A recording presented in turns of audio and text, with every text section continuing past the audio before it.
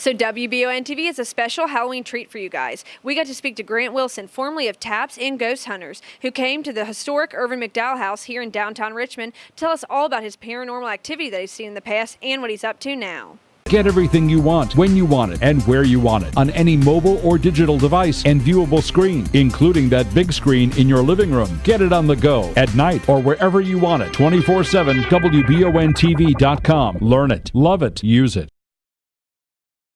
About the age of 15, I started having some weird experiences happen to me in my life, and that led me down this road of investigating the paranormal. And I found that a lot of people were nervous to live in their homes, and I could exchange information and comfort for exposure to the paranormal by helping people out in their homes.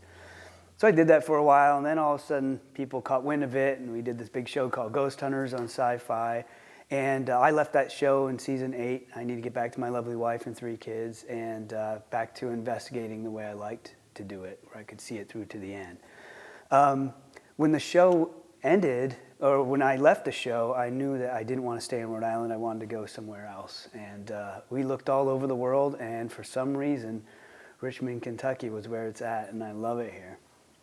So you guys have enjoyed it. You've been here, you said, for a few years now. Yeah, I've been here for about 4 years, going on 5 now.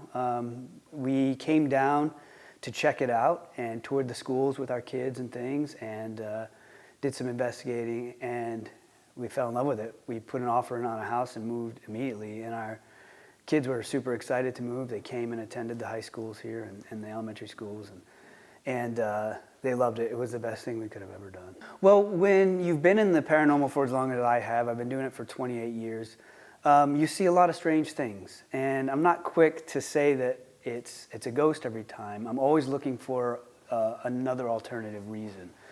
And 80% of the time I can disprove the claims that people give me, but the other 20% is just stuff I don't understand yet. It's a science in its infancy. So I am a skeptic. I've certainly had more than my fair share of experiences. I've been hit, grabbed, slapped, pushed by things that you can't see, but I want to have authentic experiences. My quest is not to find evidence of the paranormal, it's to find the truth about what's happening to someone in their home and comfort them with that truth. And you said you like doing investigations on a smaller scale, more personal scale, and that was what kind of led you back to your roots after the show? Yeah, so on Ghost Hunters, we investigated people's homes, but then as the show got more popular, that was harder to do, and we started investigating places like Alcatraz and Wright-Patterson Air Force Base. And that didn't have as much appeal to me. I like coming into someone's home and calming them down and boiling the paranormal down to a pill they can swallow. And more often than not, it's not paranormal at all. It's just Hollywood or the religion has taught them to expect certain things of this activity, and that's not necessarily the case. So was there ever a case where you settled it for someone and just felt like in your heart, I did the right thing, this was from start to finish, this investigation ended the way it should? More often than not, an investigation ends with someone feeling comforted and at least able to live with it if they can't get rid of it. And that's what it's all about to me. In fact, we had a case in New York where we actually solved a 60-year-old missing person case with what we call an EVP, or a voice that we caught on a recorder.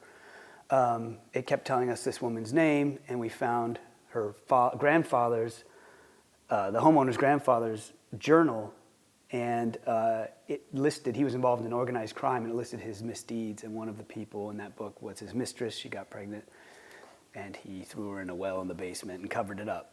And because of that name, we were able to get the police there and solve that missing person case. As far as the show, Jay and I, when we started Taps, we were always kind of looking to shake up the field. People at that time were charging money to go on their website and look at pictures of dust, claiming they were ghosts. And so we shut that stuff down and made some waves in the industry and got a lot of attention that way. Jay and I weren't too excited about doing the show.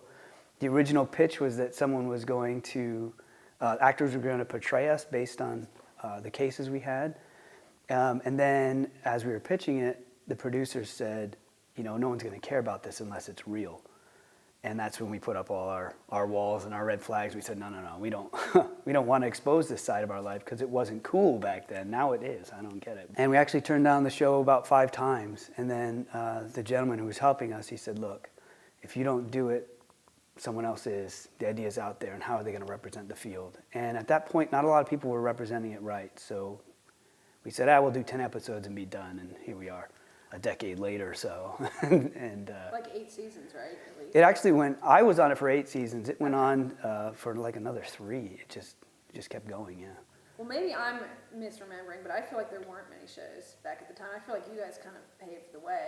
Right. We were the first of this type of show. I feel that through Ghost Hunters and TAPS and my whole career that we've done a lot to open people's minds. And obviously much more people are talking about the paranormal now, which is I'm super grateful for. That was one of the goals getting into it. What I didn't expect was the boom of groups out there that started. I mean, there were just groups on top of groups, and they didn't really know what they were doing, and that terrified me for them and the people they're offering advice to.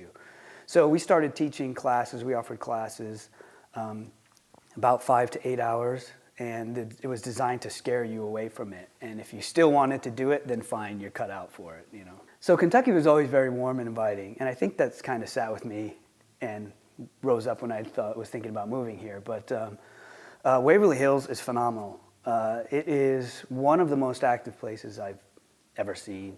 Every floor is like a different type of activity. And then we did Bobby Mackey's, which we didn't have too much there. That case was more about fixing the rumors and the legends that people had and trying to really boil that down. Did you ever feel like, I know with Bobby Mackey's, there's that satanic, demonic aspect of it. Did you ever feel like at some point, like, okay, I'm kind of in over my head with this stuff, like, or did you just roll with it? No, well, when it comes to the demonic, I like to use negative activity. I've experienced that many times. I know how to handle it. I've dealt with it. Bobby Mackey's absolutely did not have any of that going on there. That's just fear and lack of knowledge that produces that conclusion for people. Oh, we also checked out Buffalo Trace Distillery, yeah. Yeah, we spent some time at the Buffalo Trace Distillery, which I've since gone back to several times. And yeah, that was an interesting bit. That's when I learned Kentucky's very welcoming, when Jay and I both got goosed on different floors. So, welcome to Kentucky. Did they shove a bunch of bourbon on you and say, all right, run loose in the distillery? No, but we went into, at Buffalo Trace, we went into the bottling room where, you know, they actually fill the bottles and cap them up. You couldn't be in there for more than 10 or 15 minutes before you start to get like a contact high from that place. It's so steeped with bourbon that you start to get dizzy and everything. So before Ghosts kind of took over my life, I was an artist ever since I could hold a pencil, and I've been playing games. I'm a big geek, you wouldn't know. I teamed up with my friend Mike Ritchie a few years ago, and we started a board game company. He's a brilliant game designer. And so combining our different talents, we made this company. We're making 3 games at least a year ourselves and cranking it out. And they're tons of fun. Very family-friendly games, less than 5 minutes to learn, less than an hour to play. And it's called Rather Dashing Games. I feel the most sense of accomplishment when I leave someone better off than when I found them.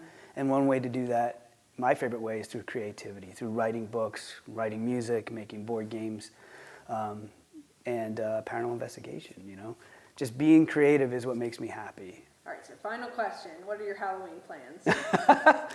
Well, being on Ghost Hunters, they would always do these live Halloween episodes, right? And I have 3 kids. And so on Halloween, instead of trick-or-treating my kids, I was filming these shows. So now that I'm not filming anymore, my Halloween plans are simple. I get dressed up in a costume. My wife and I are going to be Mary Poppins and Bert, the chimney sweep, and we're going to trick-or-treat with our kids, yeah.